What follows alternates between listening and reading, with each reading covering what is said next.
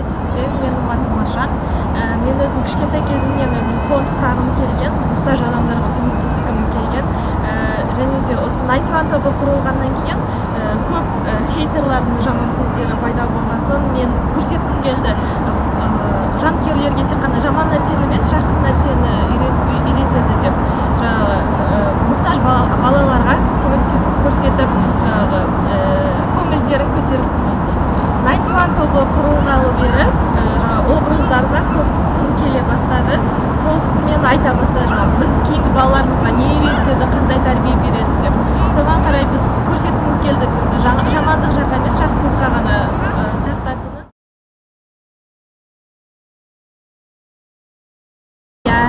Үлкен әсерін тигізді. Олардың бастапқыда балалар үйіне барғаны, онкологический центрға барғаны бізге жаңадан күш берді. Алғашқында жаңадан ашқанда менің жақын құрбыларым болды, олар 5-6 адам болды. Алғашқы ұйымдастырған шарамыз ол біздің Түркістанда мүгедектер школа-интернатында болды. Менің жақын құрбым екінші организатор болып саналады.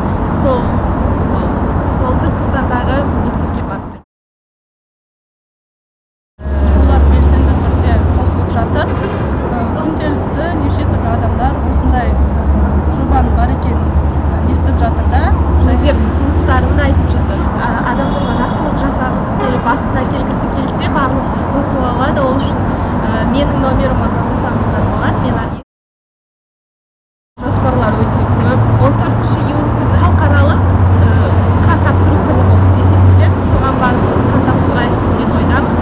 Және де қарттар үйіне бару, жалғыз ата-әжелерді жалғыз тұратын әжелерге барып көмектесу, үйлерін реттесіп, кішігірім азық-түліктерін алып беріп, күзде көп балалы аналарға да көмектесу жоспарлар көп. Менің өмірге деген көзқарасым өзгерді. Мен көптеген мұқтаж адамдарды көріп, оларды көргенде мен өзімнің осы өміріме шүкіршілік еттім. Бұл жобаны ашқалы бері мен өте 180 градусқа ауысты деп айтсам да болады өмірім. Өйткені мұқтаж адамдарды көргенде жүрегім ауырып, өзім көмектескім келіп тұрады да, бір кішкене болсын пайдам тисін деп. Балалар үйіне барған кезде сондай балалардың мөлдіреген көздерін көріп, сондай жүрегім езіліп кетеді.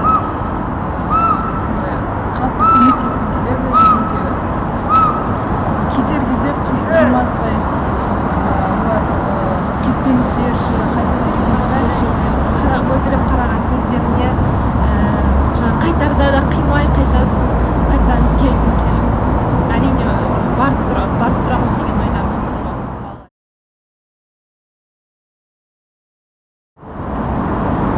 Егер олармен кездесу мүмкіндігі бар болып жатса, онда олардан өтініш сұрар едім.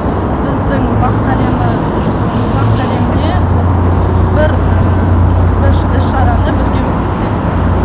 Әрине рахметімізді айтушы едік.